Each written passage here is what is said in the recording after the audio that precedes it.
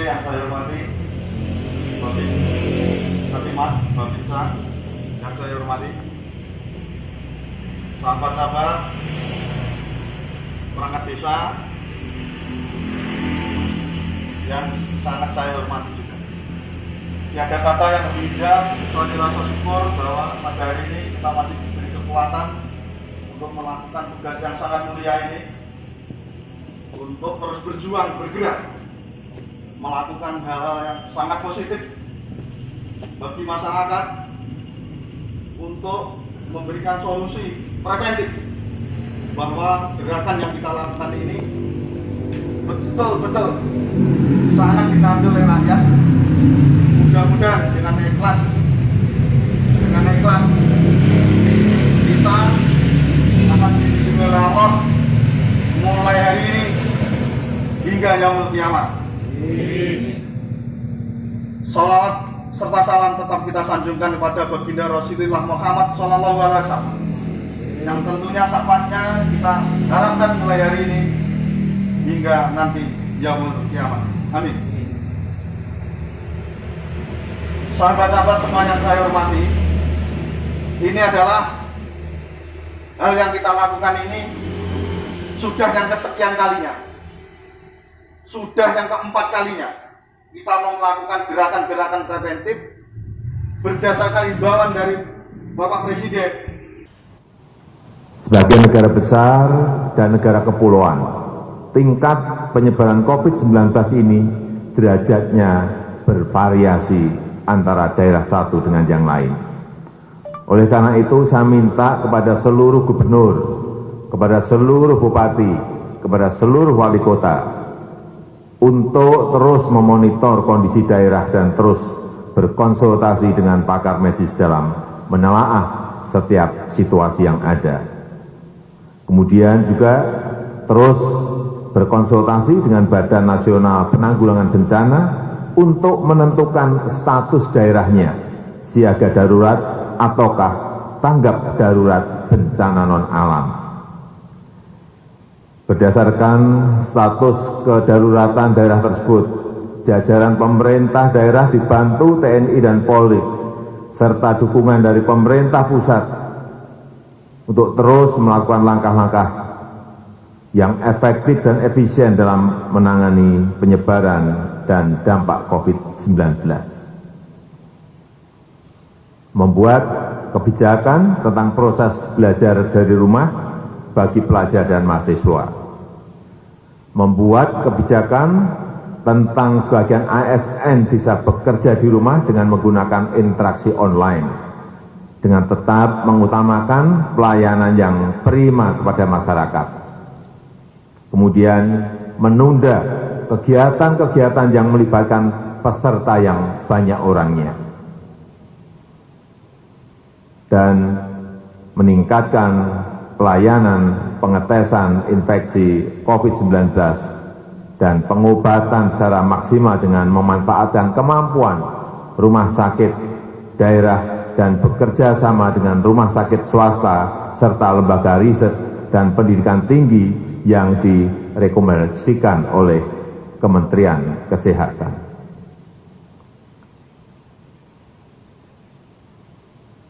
Saya sudah memerintahkan untuk memberikan dukungan anggaran yang memadai untuk digunakan secara efektif dan efisien. Yang pertama, merujuk pada Undang-Undang Nomor 24 Tahun 2007 tentang Penanggulangan Bencana yang memungkinkan pemerintah dan pemerintah daerah untuk memprioritaskan menggunakan anggaran secara cepat.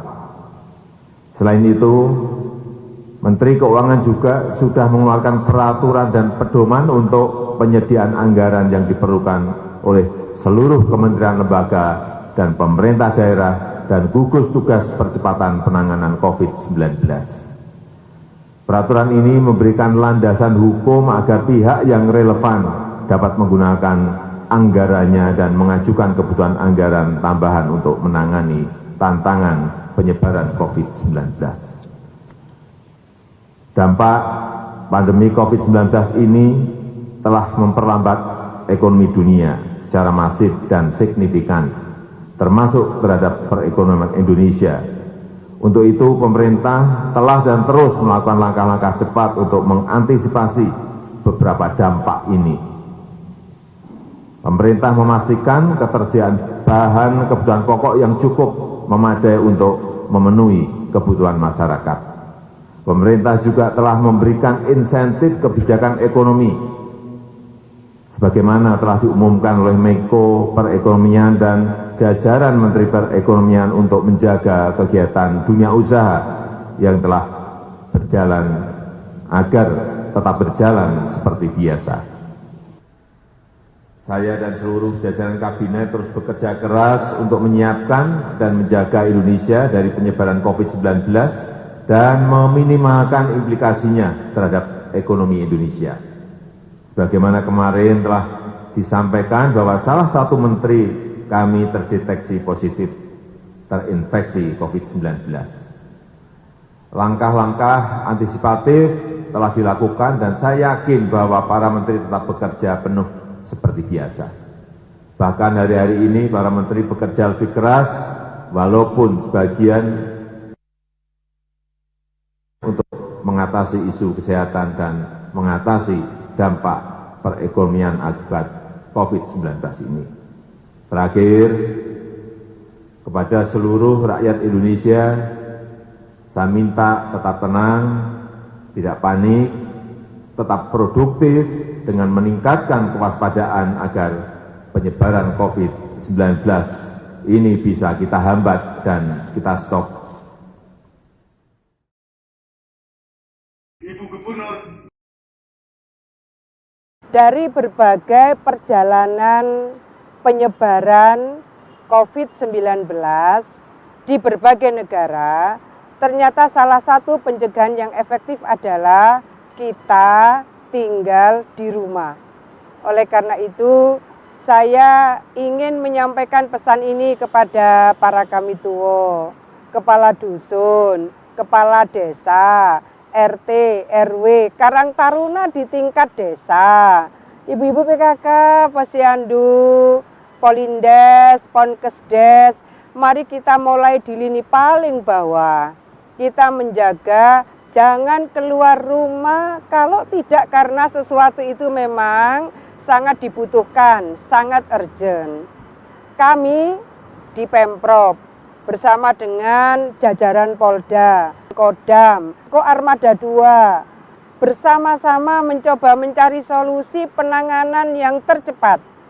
Mudah-mudahan Allah segera mengangkat COVID-19 ini dari bumi Indonesia, dari bumi Jawa Timur.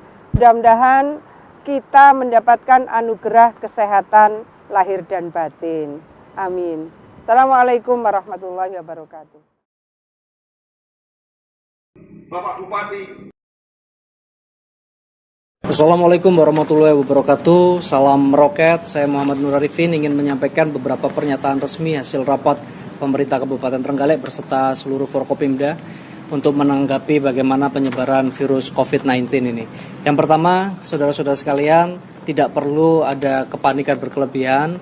Pemerintah melakukan langkah-langkah yang cukup komprehensif untuk bagaimana mengurangi penyebaran ini. Asal kita disiplin mematuhi protokol kesehatan dan juga mematuhi beberapa disiplin untuk tidak berpergian selama 14 hari ke depan. Kita melakukan isolasi secara sosial agar tidak terjadi perpindahan virus antara satu tubuh ke tubuh yang lain. Yang pertama di sektor pendidikan sesuai dengan surat edaran Ibu Gubernur bahwa seluruh fasilitas pendidikan di Kabupaten Trenggalek akan menggelar kegiatan belajar secara online di rumah selama 14 hari ke depan. Artinya tidak ada sekolah-sekolah yang melakukan kegiatan belajar mengajar. Kemudian bagaimana dengan pondok pesantren? Pondok pesantren tetap melakukan kegiatan, tidak boleh diliburkan dan tidak boleh ada santri yang boyong atau melakukan mudik ke daerah asal. Karena ini akan meningkatkan potensi penyebaran virus karena terjadi perpindahan. Kemudian kami harapkan pondok pesantren yang memiliki kegiatan pengajian atau kegiatan yang tablik akbar yang mengundang massa selama 14 hari ke depan, kalau bisa dilakukan penundaan, dan tempat ibadahnya seperti karpet dan lain sebagainya, kalau bisa diganti langsung aja dengan ubin yang lebih gampang untuk dilakukan pembersihan dan juga penyemprotan disinfektan. Kemudian di sektor perhubungan kita siagakan seluruh fasilitas yang ada di terminal-terminal, tetapi mohon maaf untuk bagi para penumpang angkutan umum seperti travel dan juga bus umum antar kota dalam provinsi akan kita lakukan screening di 2 checkpoint. Dari arah timur kita akan lakukan pengecekan checkpoint di Terminal Durenan, dan juga dari arah barat nanti kita akan meminta provinsi untuk diperbolehkan menggunakan anjungan cerdas untuk mengecek suhu tubuh, kemudian kondisi kesehatan dasar para penumpang yang melakukan perjalanan dari luar kota. Kemudian di sektor ketenagakerjaan kami minta aktif para warga di desa termasuk pemerintah desa untuk bisa memberitahu kepada call center jika ada warga setelah bekerja dari luar kota maupun dari luar negeri, apakah mereka mengeluh sakit ataupun tidak, harap diinfokan kepada call center. Call centernya adalah 0355 798 1000 atau di nomor PSC 119 atau 0355 791 119. Saya ulangi di 0355 7981 000. Di PSC 119 langsung tekan nomor 119 atau 0355 791 119. Adapun untuk WhatsApp bisa dilakukan di nomor 0811 36 06 119 atau di nomor 0822 333 43 800. Sekali lagi jangan panik, jika ada apa-apa tidak perlu datang ke puskesmas atau ke rumah sakit. Telepon saja, biar kami tenaga medis nanti yang akan datang ke rumah Bapak Ibu sekalian jika memang terindikasi ada sesuatu yang berpotensi corona. Sedangkan untuk di kegiatan ekonomi dan pariwisata, kita putuskan seluruh kegiatan status fest selama bulan Maret ini ditunda hingga pemberitahuan lebih lanjut, dan seluruh tempat wisata akan kita tutup sementara selama 14 hari ke depan. Apa artinya? Bahwa kami tidak ingin siswa yang belajar di rumah nanti berkegiatan rekreasi dan lain sebagainya, nanti tidak efektif 14 hari social distancing yang kita lakukan. Sehingga kita putuskan untuk menutup seluruh tempat wisata. Sedangkan tempat wisata yang dikelola oleh swasta termasuk hotel, bioskop dan lain sebagainya boleh buka asal dengan menetapkan protokol kesehatan yang tepat seperti penyediaan disinfektan, antiseptik, kemudian penyemprotan disinfektan secara berkala 1 kali 24 jam, sehingga itu hand sanitizer dan lain sebagainya, dan semua pelayanannya harus menggunakan alat perlindungan diri seperti masker dan lain sebagainya, itu sebagai bentuk pencegahan. Sedangkan untuk pasar tetap beroperasi seperti biasa, kita lakukan penyemprotan disinfektan selama 1 kali 24 jam. Jadi tidak ada, jangan khawatir jika terjadi kelangkaan pangan, pasar tetap buka seperti biasa. Sedangkan untuk pelayanan kesehatan, semua warga yang memiliki kerabat di rumah sakit umum selama 14 hari ke depan ini kita tidak berlakukan jam kunjungan atau jam besuk. Kemudian hanya diperbolehkan penunggu, itu pun dengan screening yang cukup ketat, dan kita perintahkan untuk penyemprotan disinfektan setiap 2 jam sekali untuk menjaga sterilitas di fasilitas-fasilitas kesehatan. Sedangkan untuk bidang pemerintahan, para ASN tetap bekerja sesuai seperti biasa. Jika pekerjaan bisa dilakukan secara online, itu lebih baik. Untuk apel, upacara dan lain sebagainya kita tiadakan selama 14 hari ke depan, dan kami memberikan moratorium untuk perjalanan dinas kecuali untuk perjalanan dinas yang sifatnya mendesak. Itu pun semua harus terlapor, dan ketika pulang harus segera melaporkan kepada gugus tugas untuk dilakukan pengecekan kesehatan. Dan himbauan kepada masyarakat sekali lagi, tolong selama 14 hari ini agar kebijakan pemerintah efektif, tidak menimbulkan kepanikan, sebisa mungkin tidak melakukan traveling khususnya ke daerah-daerah yang berpotensi terjangkit virus corona. Kemudian harap menjaga kesehatan, menjaga imunitas tubuh, sering mencuci tangan, tidak melakukan kontak fisik secara sering mungkin dengan masyarakat atau massa yang lebih luas. Kemudian harap untuk tidak mengadakan kegiatan yang bersifat pengumpulan massa, apakah dalam bentuk kegiatan hajatan dan lain sebagainya, kecuali yang benar-benar terpaksa, dan agar tidak melakukan panic buying karena pasar buka seperti biasa sehingga tidak perlu ada kepanikan untuk memborong bahan pokok dan sebagainya sehingga sampai timbul kelangkaan. Jadi yang kita tutup hanya tempat-tempat wisata. dan selama 14 hari ke depan sebisa mungkin harap berdisiplin untuk tidak melakukan kontak, tidak melakukan perjalanan, dan itu akan bisa membuat penyebaran virus corona ini bisa lebih lambat kurvanya. Dan kami harap bulan April besok semuanya bisa kembali normal, dan kita tunggu nanti pernyataan resmi dari Bapak Presiden dan juga Ibu Gubernur untuk arahan selanjutnya. Itu yang bisa kami sampaikan. Sekali lagi tetap sehat dan tidak cemas. Kita berdoa semoga apa yang pemerintah ambil ini dan juga diamini oleh masyarakat bisa berdisiplin, ini bisa menekan angka penyebaran virus corona khususnya di Kabupaten Trenggalek. Terima kasih. Bapak Camat dan menuju ke desa, kita adalah garda terdepan untuk menanggulangi, untuk mengedukasi, untuk melakukan hal-hal sekali lagi yang sifatnya preventif untuk menanggulangi virus corona COVID-19. Artinya apa? Hal yang harus kita lakukan ini harus menyentuh ke akar rumput paling bawah, yaitu masyarakat desa. Karena apa? Musuh terbesar hari ini adalah masyarakat yang remeh nih, masyarakat yang menganggap enteng. Itu musuh terbesar kita. Dari himbauan yang sudah diberikan oleh beliau-beliau yang ada di atas. Jadi itu yang terpenting adalah menyadarkan masyarakat bagaimana mereka tidak keluar rumah, mereka tidak berkumpul, ketika batuk harus ditutup mulutnya, ketika bersin harus ditutup hidungnya, melakukan pola hidup bersih, melakukan hal-hal atau makan makanan yang sifatnya bergizi, dan minum minuman herbal yang sudah seperti kita sampaikan waktu bende atau ledang beberapa hari yang lalu. Kita kembali hari ini dengan niat yang tulus ikhlas. Saya berharap mudah-mudahan dengan doa kita bersama bahwa wilayah lingkungan kita Karangturi, Kecamatan Munjungan, Kabupaten Trenggalek dan Indonesia tidak ada korban lagi. Karena apa? Virus itu tidak diketahui oleh mata, tetapi virus itu akan menyebar ketika sekali lagi orang-orang yang menganggap enteng itu tidak sadar dengan himbauan-himbauan yang dilakukan oleh pemerintah. Ayo kita terus bergerak dengan keterbatasan dana. Jangan hiraukan bahwa dana desa bisa dilakukan untuk melakukan ini. Tetapi dana desa hari ini belum ada.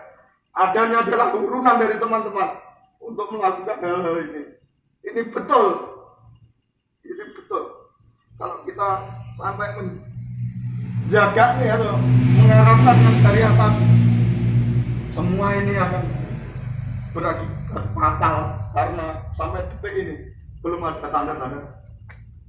Sekali lagi ayo kita bergerak dengan tulus dan ikhlas dan niat bersama bahwa kita mampu untuk melawan yang namanya virus corona dengan sifat gotong royong dan kekompakan. Setuju? Saya akhiri sampai di sini. Mohon maaf, ini adalah wujud dari semangat kita bersama. Kita sekali lagi garda terdepan untuk menyadarkan dan mengedukasi masyarakat. Ada kurang lebihnya mohon maaf. Wassalamualaikum warahmatullahi wabarakatuh. Assalamualaikum warahmatullahi wabarakatuh. Saya atas nama pemerintah Desa Karangturi, saya sampaikan terima kasih yang setinggi-tingginya kepada seluruh lapisan masyarakat yang pada hari ini telah melakukan hal-hal yang sangat positif untuk mengedukasi warga, untuk mengedukasi seluruh lapisan masyarakat dalam rangka gerak cepat untuk kerja bakti massal dengan cara bersuadaya. Saya lewat himbauan ini mohon maaf tidak bisa hadir di lingkungan panjenengan masing-masing karena saya harus berjaga di balai desa, kepada Pak RT, Pak RW, BPD, Pak Kasun, seluruh lapisan masyarakat, para pemuda, tokoh agama, tokoh masyarakat. Saya sampaikan sekali lagi penghargaan yang setinggi-tingginya kepada panjenengan semua yang hari ini telah menjaga lingkungan kita untuk kerja bakti massal dengan cara guyup rukun dan gotong royong. Sekali lagi saya sampaikan terima kasih yang sebesar-besarnya kepada panjenengan semua, dan kita berdoa dan berikhtiar semoga Allah Subhanahu wa Ta'ala melindungi kita semua dalam keadaan sehat walafiat tanpa kurang suatu apapun. Semoga semua ini nanti bisa dibalas dengan rezeki dan kesehatan yang setimpal oleh Allah Subhanahu wa Ta'ala. Tentunya dari sini sekali lagi saya mengaturkan terima kasih. Ada kurang lebihnya saya mohon maaf sekali lagi pada panjenengan semua. Mudah-mudahan virus ini segera berakhir dan kita selalu bersemangat bergerak untuk seluruh lapisan masyarakat. Wassalamualaikum warahmatullahi wabarakatuh.